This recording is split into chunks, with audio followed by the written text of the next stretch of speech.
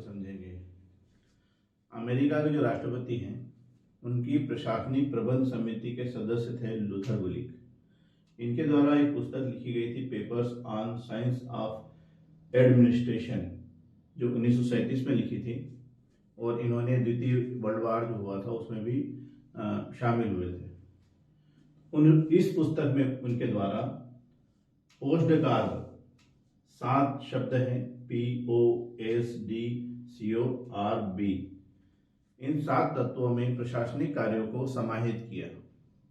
तो हम जो प्रबंधन के कार्य हैं उसमें भी planning, organizing, staffing, directing, coordinating, reporting, budgeting, ये कार्य समाहित हैं। पहले हम इसको समझेंगे, इसके अलावा भी अन्य कार्य हैं, उनको भी हम अलग से समझेंगे।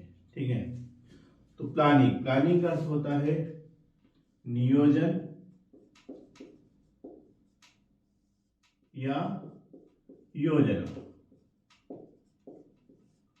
ठीक है। तो नियोजन क्या होता है? यह पहले से निर्धारित करना कि हमें क्या करना है, किस प्रकार करना है और किसको करना है, जिससे जो संगठन है उसके उद्देश्यों की प्राप्ति दक्षता से और प्रभावी ढंग से प्राप्त हो सके। तो नियोजन, यदि हम सरल अर्थ में कहें तो सही तरीके से सोच समझकर किया गया कार्य प्लानिंग है ना। यदि हम कहें कि हम पढ़ाई करते हैं तो उसके लिए हम प्लानिंग करते हैं, दिनचर्या निर्धारित करते हैं, टाइम टेबल बनाते हैं कि हमको इतने बजे उठना है, इतने बजे पढ़ने बैठना है, फिर इसके बाद इतने बजे कोचिंग जाना है ना, इतने बजे हमको कॉलेज जाना है, इसके बाद वापस आना है, डिनर के बाद कब बैठना पढ़ाई के लिए, कितनी देर हमें घूमना है, किस प्रकार से हमको पढ़ना है, कब हमको पढ़ना है, याद करना है, और कब हमको उसको लिख कर प्रैक्टिस करना है। ये क्या है? प्लानिंग है। क्या करना है, किस प्रकार करना है और किसको करना है। ठीक। तो प्लानिंग हर व्यक्ति करता है, हर कार्य की करता है। जब तक प्लानिंग नहीं होगी तो कोई भी कार्य नहीं कर पाएंगे। जैसे हमको पेन बनाना है तो उसके लिए हमको प्लानिंग करना होगी, है ना। पहला क्या है कि क्या करना है, तो हमको पेन बनाना है। कैसे बनाना है? ब्लू बनाना है। ठीक है। किस प्रकार करेंगे, है ना। तो इसके लिए हमको मशीनरी लगेगी, लिक्विड लगेगा, जो भी फोम इसमें आता है वो लगेगा, प्लास्टिक लगेगा, उसके लिए मशीन लगेगी। फिर किसको करना है? जो इसको बनाने में एक्सपर्ट होगा। ठीक है। तो यही प्लानिंग है। तो ये कब होगी? उद्देश्य क्या हमारा? पेन बनाना। तो इसको कैसे करेंगे? दक्षता से और प्रभावी ढंग से बनाएंगे, है ना, तभी हमारे लक्ष्य की पूर्ति होगी, है ना। तो ये प्लानिंग है। ओ से ऑर्गेनाइजिंग, संगठन बनाना। संगठन जो है उसको ऑक्सफोर्ड शब्दकोश के अनुसार किसी वस्तु की व्यवस्थित संरचना बनाना या किसी वस्तु को इस प्रकार आकार देना, है ना, या किसी वस्तु के आकार को सुनिश्चित करके उसे कार्य की स्थिति में लाना, यही संगठन है। संगठन जो है उसमें 3 तत्व समाहित है।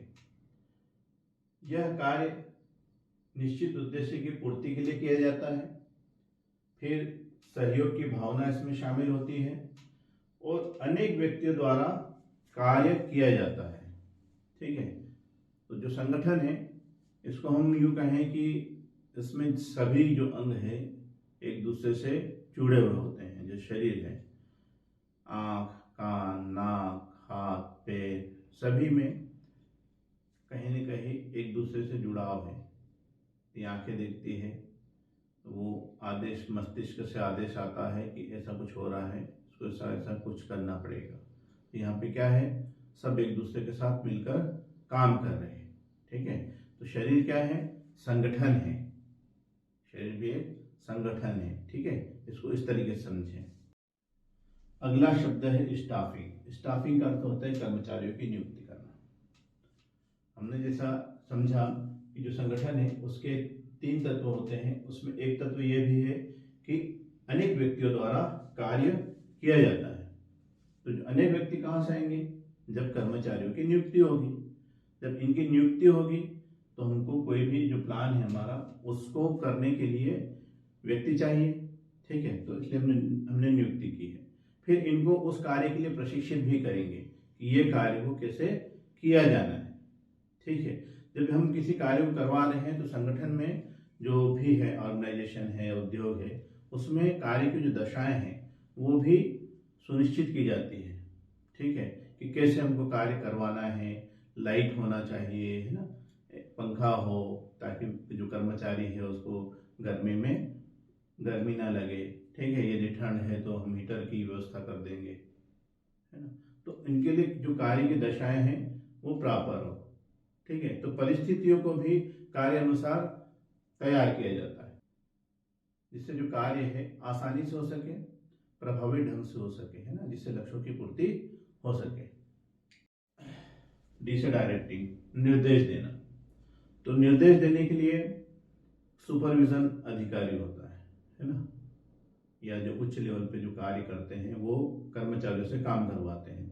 तो योजना जो बनती है उनसे भी एक ऊपर लेवल होता है, जैसे हम कहें कि जो सीएम है वो योजना बनाते हैं, या मंत्रिमंडल है, या जो भी है, ठीक है।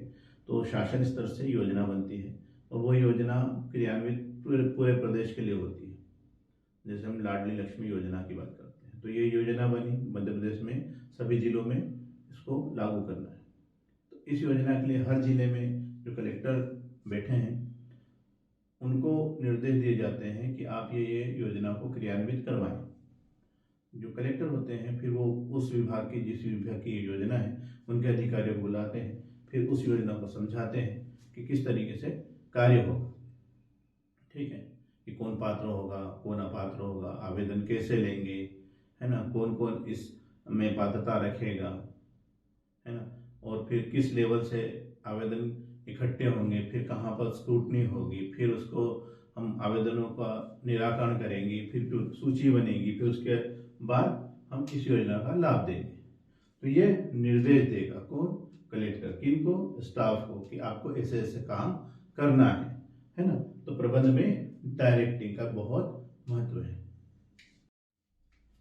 अगला शब्द है CO, कोऑर्डिनेटिंग, ठीक है, मतलब समन्वय करना। जो अधिकारी, उच्चाधिकारी है, वो संगठन में जो काम करने वाले हैं और जो संगठन का जो कार्य है उनमें समन्वय स्थापित करता है। समन्वय एक प्रक्रिया है जिसके द्वारा जो अधिकारी है वो क्या करता है कि जो अधीनस्थ होते हैं उनके जो सामूहिक प्रयास होते हैं, हमने देखा था ना, सहयोग की भावना, अनेक व्यक्ति का कार्य, है ना, किस लिए? उद्देश्य की पूर्ति के लिए। तो इनके जो सामूहिक प्रयास है उनको व्यवस्थित ताने बाने में बांधता है, ठीक है, और समान उद्देश्य की प्राप्ति के लिए कार्य करता है। यही कोऑर्डिनेटिंग है या समन्वय है, जिससे जो कार्य है वो आसान हो जाए, है ना। एक व्यक्ति जो कार्य कर रहा है वो वही कार्य करे और जो दूसरा व्यक्ति कार्य कर रहा है वो दूसरा व्यक्ति करे। जैसे हम एक शर्ट बनाने की बात करते हैं, तो शर्ट बनती है तो उसमें कॉलर कोई और बनाता है, बाहें कोई और बनाता है, जो जो जेब कोई और सिलता है, जो बटन कोई और लगाता है ना। तो एक जो शर्ट जब बनता है तो उनमें कई लोगों का काम होता है ना, सही, कई का प्रयास होता है, सामूहिक प्रयास होता है, और फिर वो अंततः शर्ट के रूप में सामने आता है, ठीक है। तो यही काम क्या है? समन्वय करना है कि भाई बटन बन गए या नहीं बन गए, है ना, बाहें बन गई या नहीं बन गई, है ना। ये कौन देखता है? डायरेक्टिंग करने वाला, है ना, जो निर्देश देता है, जिसके कंट्रोल में होता है काम। आर रिपोर्टिंग मतलब प्रतिवेदन देना। तो जो कार्य हुआ है उसका लेखा जोखा तैयार करना, उसका रिकॉर्ड तैयार करना, है ना, रिकॉर्ड मेंटेन, सुना होगा आप लोगों ने, तो वो मेंटेन करना होगा। क्यों? क्योंकि हमको पता होगा कि हमने क्या क्या कर लिया है, क्या क्या कमियां हैं ये भी पता लग जाता है, कितना खर्चा है ये पता लग जाएगा, है ना। इससे क्या होगा कि हम स्टाफ पर भी नियंत्रण कर पाएंगे, स्टाफ को बता पाएंगे इनको, यदि हमको लगता है कि उत्पादन कम हुआ तो इनको बोनस देंगे, है ना। फिर निर्देश या डायरेक्टिव में कोई कमी है, नेतृत्व में, है ना, तो तो उसको भी समझाया जा सकता है। तो ये कहाँ से होगा, रिपोर्टिंग होगी तो, है ना। ठीक है, इससे अपडेट कौन रहेगा, कर्मचारी भी रहेंगे, अधिकारी भी रहेंगे। रिकॉर्ड देखकर किसी का भी मूल्यांकन आसान हो जाता है ना। आप 12 महीने पढ़ाई करते हैं, एग्जाम होती है, उसके बाद रिजल्ट आता है, तो रिजल्ट क्या बताता है, वही कि आपने क्या क्या किया। यही रिपोर्टिंग है, यही प्रतिवेदन है। रिजल्ट एक प्रतिवेदन है कि आपने 12 महीने क्या किया। जो कुछ लोग फर्स्ट क्लास आ जाते हैं और कुछ लोग ग्रेड से पास होते हैं और कुछ लोग 80 और फेल हो जाते हैं। तो वो क्या बताता है, आपका किया गया कार्य। बजटिंग, बी फॉर बजटिंग मतलब बजट बनाना। तो कोई भी संगठन है या परिवार का है तो उसका एक बजट होता है ना।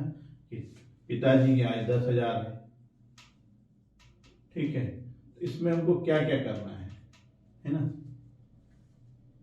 हर महीने 10,000 आते हैं, तो हमको इसमें किस प्रकार हमारा खर्चा होगा, है ना। आय तो हमको पता चल गई, क्योंकि बजट जो होता है आय और व्यय का लेखा होता है।